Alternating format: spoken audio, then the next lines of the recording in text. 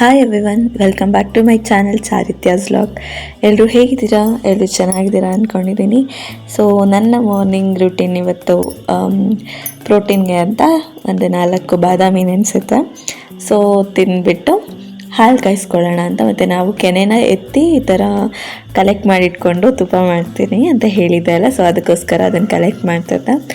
ಬೆಳಿಗ್ಗೆ ವೆದರ್ ಮಾತ್ರ ಸಖತ್ತು ಕೋಲ್ಡ್ ಆಗುತ್ತೆ ಇತ್ತು. ಸೊ ಅದ್ರ ಜೊತೆ ಬಿಸಿ ಬಿಸಿ ಕಾಫಿ ಕುಡಿದೆ. ಸೊ ಇವತ್ತು ಸ್ಪೆಷಲ್ ಬಂದು ಇಂಡಿಪೆಂಡೆನ್ಸ್ ಡೇ ಸೆಲೆಬ್ರೇಷನ್ ಇತ್ತು ನಮ್ಮ ಅಪಾರ್ಟ್ಮೆಂಟಲ್ಲಿ.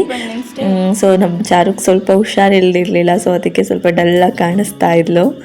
ಎಲ್ಲರೂ ಒಟ್ಟಿಗೆ ಸೇರ್ಕೊಂಡಿದ್ರು. ಬೇಗ ನಾನು ಬೇಗ ಇದ್ದೆ.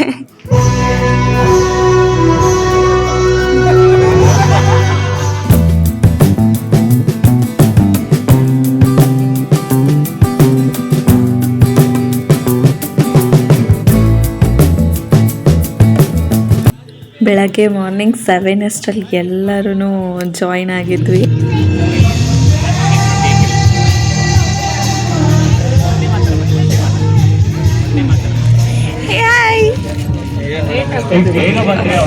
ಆಲ್ರೆಡಿ ಅಕ್ಕ ನೋಡಿ ಈ ರೀತಿ ಸೆಲೆಬ್ರೇಷನ್ಸ್ ಎಲ್ಲ ಮಾಡಿ ತುಂಬ ವರ್ಷಗಳೇ ಕಳೆದೋಗ್ಬಿಟ್ಟಿದೆ. ಐ ಮೀನ್ ಫ್ಲ್ಯಾಗ್ ಆರಿಸೋದು ಅಥವಾ ಈ ಥರ ಮಕ್ಕಳೆಲ್ಲ ರೆಡಿಯಾಗಿ ಹೋಗೋದನ್ನ ನೋಡೋದಂತೂ ಕಳೆದೇ ಹೋಗ್ಬಿಟ್ಟಿದೆ. ಅಂದರೆ ನನ್ನ ಸ್ಕೂಲ್ ಲೈಫ್ ಅಷ್ಟೇ ಲಾಸ್ಟ್. ಸ್ವತಂತ್ರ ದಿನಾಚರಣೆ ಅಂದ್ರೇ ಈ ಭಾಷಣ, ನಮ್ಮ ದೇಶದ ಬಗ್ಗೆ ತಿಳ್ಕೊಳ್ಳೋದು. ಸೊ ಇಲ್ಲಿ ಕೂಡ ಅದೇ ರೀತಿ ಒಂದು ಭಾಷಣ ಮಾಡ್ತಾಯಿದ್ರು. ಕೆಲವು ರಾಜ್ಯಗಳ ಒಂದು ಸಂಘಟನೆ ಅಲ್ಲ, ಭಾರತ ದೇಶ ಅಂತಂದ್ರೆ ಅದು ನಾವೆಲ್ಲರ ಉಸಿರಾಟ ದೇಶದಲ್ಲಿ ಅಂತ ಹೇಳಿ ಹೇಳಿದ್ರು. ಅಂದ್ರೆ ನಾನು ಹೇಳೋದೇನಂದ್ರೆ, ಇಷ್ಟೆಲ್ಲ ವಿಚಾರಗಳನ್ನ ಇಟ್ಕೊಂಡಿರುವಂತಹ ಒಂದು ಬೃಹತ್ತಾದ ದೇಶದ 79ನೇ ನಮೋ ದೇವಿ ನಮೋ ತಾಯಿ ನಮೋ ಜಗನ್ಮಾತೆ ಅಂತ ಹೇಳ್ತಾರೆ. ನಮೋ ದೇವಿ ನಮೋ ತಾಯಿ ನಮೋ ಜಗನ್ಮಾತೆ, ಎಚ್ಚರಾಂತೆ ಅವಿಶ್ರಾಂತೆ ಆದೆ ಪುನರ್ಯಾತ್ರಿ ಅಂತ ಹೇಳ್ತಾರೆ. ಅಂದ್ರೆ ಈಗ ಎಚ್ಚರಗೊಂಡಿದ್ದೀಯಾ, ಈಗ ನೀನು ಮತ್ತೆ ಪುನರ್ಯಾತ್ರಿ ಆಗಲಿದ್ದೀಯಾ, ಈಗ ನೀನು ಮತ್ತೆ ಇಡೀ ಜಗತ್ತನ್ನ ಪಸರಿಸಲಿದ್ದೀಯಾ, ಓಡಾಡ್ಲಿದ್ದೀಯಾ ಅಂತ ಹೇಳಿ ಆ ಒಂದು ಆಶಯವನ್ನ ಇಟ್ಕೊಂಡು ಕುವೆಂಪು ಅವರು ಎಚ್ಚರಾಂತೆ ಅವಿಶ್ರಾಂತೆ ಆದೆ ಪುನರ್ಯಾತ್ರಿ, ಒಂದು ವಿಚಾರಕ್ಕೆ ಒಂದು ಆಲೋಚನೆಗೆ ನಿಲ್ಲದೆ ನಾವು ಸದಾ ಯಾತ್ರಿಗಳಾಗಿರ್ಬೇಕು ಅನ್ನೋದು ಕುವೆಂಪು. ಅದರಲ್ಲಿ ಎಷ್ಟು ಜಿಲ್ಲೆಗಳಿದೆ ಅಂತ ಹೇಳಿದ್ರೆ 30 ಅವ್ರೊಬ್ರು 30 ಅಂತಿದ್ದಾರೆ, 28 ಅಂತ ಇನ್ನೊಬ್ರು ಹೇಳ್ತಿದ್ದಾರೆ, 29 ಅಂತ ಹೇಳ್ತಿದ್ದಾರೆ. ಎಷ್ಟು ರಾಜ್ಯಗಳಿದೆ, ಇದು ಡಿಸ್ಟ್ರಿಕ್ಟ್ಸ್ ಇದೆ ಕರ್ನಾಟಕ, ಜಿಲ್ಲೆಗಳು ಕರ್ನಾಟಕದಲ್ಲಿ 31 ಜಿಲ್ಲೆಗಳಿದೆ. ಅತ್ಯಂತ ಕಿರಿಯ ಅಥವಾ ದಿ ಯಂಗೆಸ್ಟ್ ಡಿಸ್ಟ್ರಿಕ್ಟ್ ಯಾವುದು ಕರ್ನಾಟಕದಲ್ಲಿ? ಅಂದ್ರೆ ಈಗ ರೂಪುಗೊಂಡು ಬಹುಶಃ ಒಂದು 3 ವರ್ಷ ಆಗಿದೆ, ವಿಜಯನಗರ. ಯಾಕೆ ಹೇಳಿ, ಯಾಕೆ ಸರ್ ಹೇಳಿದ್ರೆ ಹೇಳಿ, ಅವ್ರು ವಿಜಯನಗರದವರು. ನನಗೆ ಸ್ಪೆಷಲಿ ಇಂಡಿಪೆಂಡೆನ್ಸ್ ಡೇ ನೆನಪಾಗೋದು ಮೋಸ್ಟ್ ಪ್ರಾಬಬ್ಲಿ ಸಂಗೊಳ್ಳಿ ರಾಯಣ್ಣ, ಕಿತ್ತೂರು ರಾಣಿ ಚೆನ್ನಮ್ಮ ಅಂತ ಮಹಾನ್ ವ್ಯಕ್ತಿಗಳು ನೆನಪಾಗ್ತಾರೆ. ಸೊ ನಾನು ಆಗ ನನ್ನ ಸ್ವತಂತ್ರ ದಿನಾಚರಣೆಯಲ್ಲಿ ಸ್ಕೂಲ್ ಡೇಸಲ್ಲಂತೂ ಒಂದು ಭಾಷಣ ಇಲ್ದಿರ ಅದು ಮುಗಿತಾನೆ ಇರಲಿಲ್ಲ ಆ ಡೇ.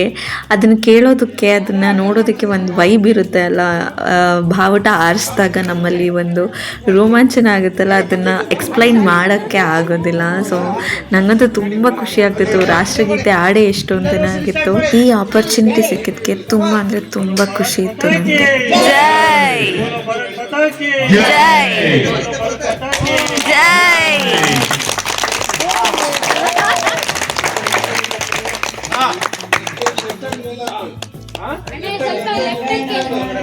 ವಿನಾಯಕ ಜಯ ಹೇ ಭಾರತ ಭಾಗ್ಯ ವಿಧಾತ, ಪಂಜಾಬ ಸಿಂಧು ಗುಜರಾಟ ಮರಾಠ ದ್ರಾವಿಡ ಉತ್ಕಲ ವಂಗ, ವಿಂಧ್ಯ ಹಿಮಾಚಲ ಯಮುನಾ ಗಂಗಾ ಉಚ್ಚಲ ಜಲಧಿ ತರಂಗ. ಜಯ ಹೇ ಜಯ ಜಯ ಜಯ ಜಯ ಹೇ, ಜೈ ಹಿಂದ್, ಜೈ ಮಾತರಂ, ಮಾತರಂ. ಈ ದಿನಕ್ಕೋಸ್ಕರ ಅದೆಷ್ಟು ಪ್ರಾಕ್ಟೀಸ್ಗಳು ಮಾಡಿರ್ತೀವೋ ಅನ್ಬಿಲೀವಬಲ್. ನನ್ನ 10th ಮೆಮೊರಿ ಇನ್ನೂ ಇದೆ. 15 ಡೇಸಿಂದ ಸ್ಟಾರ್ಟ್ ಮಾಡಿ ಒಂದು ಎಲ್ಲ ರೀತಿಯ ಆ್ಯಕ್ಟಿವಿಟೀಸು ಮಾಡ್ತಾಯಿದ್ವಿ.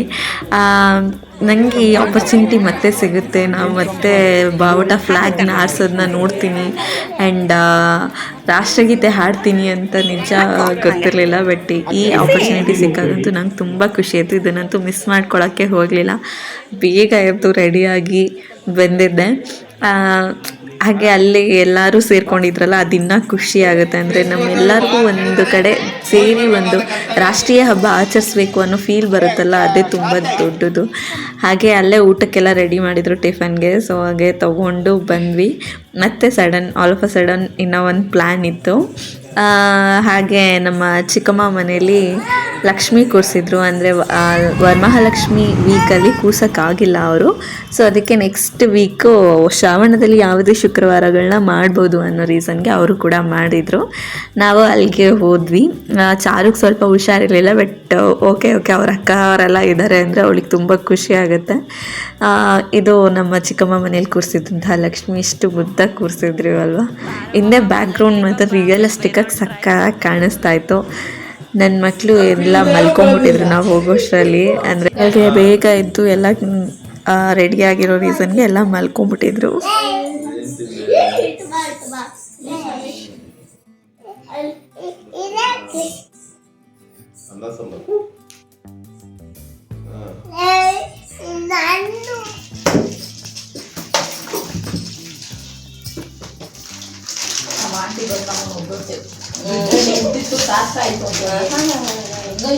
ನಿಜಕ್ಕೂ ಹಬ್ಬಕ್ಕೆ ನಿಜವಾದ ಅರ್ಥ ಬರೋದು ಅಂದರೆ ಎಲ್ಲರೂ ಜೊತೆಗೆ ಸೇರಿಕೊಂಡು ಒಂದು ಖುಷಿಯಿಂದ ಇರ್ತೀವಲ್ಲ, ಅದೇ ನಿಜವಾದ ಹಬ್ಬ.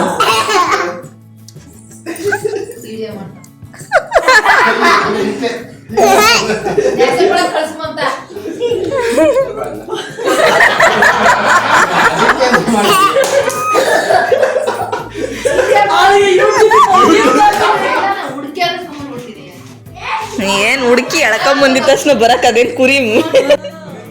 ನಮ್ಮ ಅಮ್ಮ ಇಲ್ಲಿ ನಮ್ಮ ಅಣ್ಣಂಗೆ ಮದುವೆ ಮಾಡ್ತೀನಿ ಅಂತ ಫುಲ್ಲು ಜೋಶಲ್ಲಿ ಹೇಳ್ತಾ ಇದ್ದಾರೆ. ಆದರೆ ಅಣ್ಣನ ಮುಂದೆ ಮಾತ್ರ ಹೇಳೋಕ್ಕಾಗಲ್ಲ, ಬರೀ ಹಿಂದೆ ಮಾತ್ರ ಹೇಳ್ತಾರೆ. ಅದಕ್ಕೆ ವಿಡಿಯೋ ಅಪ್ಲೋಡ್ ಮಾಡ್ತಾ ಇರೋದು. ಸೊ ನಿಜವಾದ ಖುಷಿ ಈ ಫ್ಯಾಮಿಲಿ ಜೊತೆ ಸೇರಿಕೊಂಡು ಈ ಥರ ಎಲ್ಲ ಕಾಲು ಹೇಳ್ಕೊಂಡು ತಲಾಟೆ ಮಾಡಿದ್ರೇ ಅದೊಂದು ಹಬ್ಬಕ್ಕೆ ಕಳೆ. ಸೊ ನಮ್ಮವ್ರನ್ನ ನಾವು ಬಿಟ್ಬಿಟ್ಟೆಲ್ಲೋ ಹೋಗ್ಬಿಟ್ಟು ಏನನ್ನೂ ಬಯಸಿದ್ರೆ ಅದೆಲ್ಲೂ ಸಿಗೋದಿಲ್ಲ. ಖುಷಿ ಸಂತೋಷ ನಮ್ಮಲ್ಲಿ ನಮ್ಮವ್ರ ಹತ್ರನೇ ಹುಡುಕ್ಬೇಕು. ಅದನ್ನು ಬಿಟ್ಟು ಬೇರೆಲ್ಲೋ ಹೋಗಿ ಹುಡುಕಿದ್ರೆ ಅದು ಖಂಡಿತ ಸಿಗೋದಿಲ್ಲ.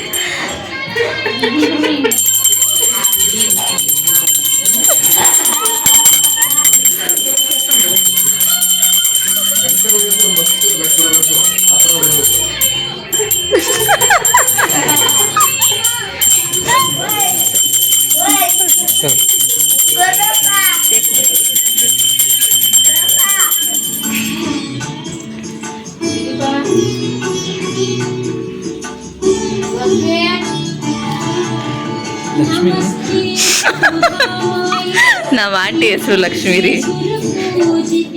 ಪ್ರತಿಯೊಂದು ಕಾರ್ಯಕ್ಕೂ ಅದರದ್ದೇ ಆದ ಫಲ ಇರುತ್ತಂತೆ. ಪೂಜೆಗೆ ಪ್ರಸಾದದ ಫಲ ಇರುತ್ತೆ. ನಾವೇನೋ ಒಂದು ಪಾಪ ಮಾಡಿದ್ರೆ ಅದಕ್ಕೆ ಕರ್ಮಫಲ ಅನ್ನೋದು ಒಂದು ಇದ್ದೇ ಇರುತ್ತೆ. ಅದೆಲ್ಲರೂ ನೆನ್ಪಿಟ್ಕೋಬೇಕಾಗಿರುತ್ತೆ. ಸೊ ಇಲ್ಲಿ ನಮ್ಮ ದಶುಗೆ ನನ್ನ ಮಕ್ಕಳುಗಳು ರಾಖಿ ಕಟ್ಟಿ ಅಂತ ಹೇಳಿದ್ವ. ನನ್ನ ದೊಡ್ಡ ಮಕ್ಕಳೇನೋ ತುಂಬ ಖುಷಿಯಾಗಿ ಅವ್ರ ಅಣ್ಣಂಗೆ ರಾಖಿ ಕಟ್ಟಿದ್ಲು. ಬಟ್ ನನ್ನ ಇಬ್ಬರು ಪುಟಾಣಿಗಳಿದ್ದಾರಲ್ಲ, ಅಂಜು ಮತ್ತು ನಮ್ಮ ಮಗಳು ಚಾರು, ಅವರಿಬ್ಬರು ಕಟ್ಟೋದಲ್ಲಿ ಅವ್ರು ಕಟ್ಟಲೇ ಇಲ್ಲ. ಅಷ್ಟು ಗೋಗರಿ, ಅವನೇನೋ ದೊಡ್ಡ ವಿಲನ್ ಅನ್ನೋ ಹಂಗೆ ಆಡ್ತಾಯಿದ್ರು. ಬಟ್ ನಾನು ಇಷ್ಟು ಕ್ಯೂಟಾಗಿ ಅವ್ರ ಅಣ್ಣನ ಹತ್ರ ಆಶೀರ್ವಾದ ಎಲ್ಲ ತಗೊಂಡ್ರು. ಸೊ ಫೈನಲಿ ಅವರಿಬ್ಬರು ಕಟ್ಟಲೇ ಇಲ್ಲ. ಸೊ ನಾನು ಹಾಗೆ ಹೋಗಿದ್ದೆ ಅಲ್ಲ ನಮ್ಮ ದಿಲ್ಲಿ ಅಣ್ಣಂಗೆ ಕೂಡ ರಕ್ಷಾಬಂಧನ ದಿನ ಕಟ್ಟೋಕ್ಕಾಗಿರ್ಲಿಲ್ವಲ್ಲ ಅಂದ್ಬಿಟ್ಟು ನಾನು ಹಾಗೆ ರಾಖಿ ತೊಗೊಂಡು ಹೋಗಿದ್ದೆ. ಸೊ ಯಾವಾಗ ಸಿಕ್ಕಿದಾಗ ರಕ್ಷಾಬಂಧನ ರಾಖಿ ಕಟ್ಬಿಟ್ಟು ಬಂದುಬಿಟ್ರೆ ಅದೊಂಥರ ಖುಷಿ ಇರುತ್ತೆ ನಮ್ಮ ಅಣ್ಣಂದ್ರಿಗೆ ಎಲ್ಲರಿಗೂ. ಅಂದರೆ ಆಲ್ಮೋಸ್ಟ್ ಎಲ್ಲೆಲ್ಲಿ ಈ ಟೈಮಲ್ಲಿ ಎಲ್ಲೆಲ್ಲಿ ಸಿಗ್ತಾರೋ ಅವಾಗ ಎಲ್ಲರೂ ರಾಖಿ ಕಟ್ಬಿಟ್ಟು ಬಂದ್ಬಿಡ್ತೀನಿ. ಇನ್ನು ನಮ್ಮ ದೊಡ್ಡಣ್ಣ ಒಬ್ಬ ಮಿಸ್ ಆದ. ದಿಲ್ಲಿ ಅಣ್ಣ ನಾವು ಹೇಗೆ ಅಂದರೆ ಚಿಕ್ಕ ವಯಸ್ಸಿಂದ ನಾನು ನಮ್ಮಣ್ಣ, ದಿಲ್ಲಿ ಅಣ್ಣ, ಮಮತಾ ಅಂದರೆ ಒಂಥರ ಫುಲ್ ಒಂದು ಗ್ಯಾಂಗ್ ಥರ. ಸೊ ನಾವೆಲ್ಲ ಎಲ್ಲೇ ಹೋದರೂ ಒಟ್ಟಿಗೆ ಹೋಗ್ತಿದ್ವಿ, ಒಟ್ಟಿಗೆ ಬರ್ತಿದ್ವಿ. ಅತಿ ಹೆಚ್ಚು ನಮ್ಮ ಬಾಲ್ಯ ಕಳೆದಿರೋದೆ ನಮ್ಮ ದಿಲ್ಲಿ ಅಣ್ಣ, ಮಮತಾ ಹಾಗೆ ನಮ್ಮ ಸೋಮಣ್ಣನ ಜೊತೆ. ಸೊ ನಮ್ಮ 4 ಜನದ ಬಾಂಡಿಂಗ್ ಯಾವಾಗಲೂ ಹೀಗೆ ಇರಲಿ ಅಂತ ದೇವ್ರ ಹತ್ರ ಕೇಳ್ಕೊತೀನಿ. ಫೋಟೋ ಸೆಲೆಬ್ರೇಷನ್ಸ್ ಎಲ್ಲರೂ ಪಿಕ್ಸ್ ತಗೊಳ್ತಾಯಿದ್ರು ಲಕ್ಷ್ಮಿ ಜೊತೆ. ಇದೆಲ್ಲ ಆದಮೇಲೆ ನೆಕ್ಸ್ಟು ನಮ್ಮ ಚಿಕ್ಕಮ್ಮ ಎಲ್ಲ ತಮ್ಮಂದ್ರಿಗೂ ರಾಖಿ ಕಟ್ಟುತ್ತಾಯಿದ್ರು. ಎಲ್ಲರೂ ಬಂದಿದ್ರು, ಲಕ್ಷ್ಮಿ ಕೂರಿಸಿದ್ರು ಅಂದ್ಬಿಟ್ಟು ಎಲ್ಲರೂ ಬಂದಿದ್ರು ಅಂದ್ಬಿಟ್ಟು ಅವರು ಕೂಡ. ಇದು ನಮ್ಮ 2ನೇ ಮಾವ, ಇದು ನನ್ನ 4ನೇ ಮಾವ. ಸೊ ಎಲ್ಲರೂ ಬಂದಿದ್ರು. ಸೊ ನಮ್ಮಮ್ಮಂಗಂತೂ ಫುಲ್ ಖುಷಿ. ರಕ್ಷಾಬಂಧನ, ರಾಖಿ ಹಬ್ಬ ಅನ್ನೋದೊಂಥರ ಹೆಣ್ಮಕ್ಳಿಗೆ ಎಷ್ಟು ಸ್ಪೆಷಲ್ ಅಂದರೆ ಎಲ್ಲ ಬೇರೆ ಏನೇ ಹಬ್ಬ ಎಷ್ಟೇ ಗ್ರ್ಯಾಂಡಾಗಿ ಮಾಡಿದ್ರು ಇದನ್ನು ಮಾಡಿದಾಗ ಆಗೋಷ್ಟು ಖುಷಿ ಮತ್ತೊಂದು ಬೇರೆ ಹಬ್ಬ ಇಲ್ಲ. ನನಗಂತೂ ತುಂಬ ಖುಷಿ ಆಗುತ್ತೆ ಈ ರಾಖಿ ಹಬ್ಬ, Raksha Bandhan.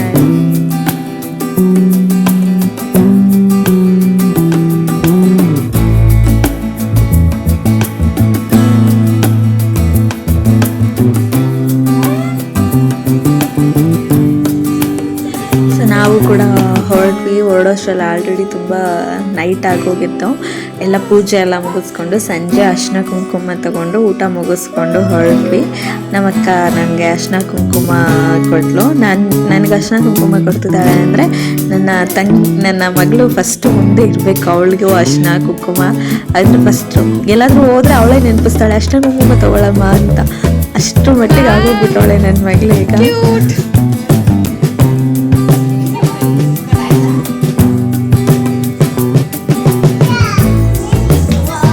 So next ಡೇದು full log ಏನೂ ಮಾಡಿಲ್ಲ. ಬಟ್ ನನ್ನ ಮಗಳನ್ನ ರಾಧೆ ಗೆಟಪ್ಪಲ್ಲಿ ಲಾಸ್ಟ್ ಮೂಮೆಂಟಲ್ಲಿ ಮಾಡಬೇಕು ಅಂತ ಅನ್ನಿಸ್ತು. ಯಾಕೆ ಮಾಡಬೇಕು ಅಂತ ಗೊತ್ತಿಲ್ಲ, ಅಷ್ಟು ಕ್ಯೂಟಾಗಿ ಕಾಣಿಸ್ತಿರ್ಲಿಲ್ಲ. ಬಟ್ ಜಾಸ್ತಿ ಟೈಮ್ ಏನು ಇಟ್ಕೊಳ್ಳಿಲ್ಲ, 2 ನಿಮಿಷಕ್ಕೆ ಬಿಚ್ಚು ಅಂತ ನಿಂತ್ಕೊಂಡ್ಳು.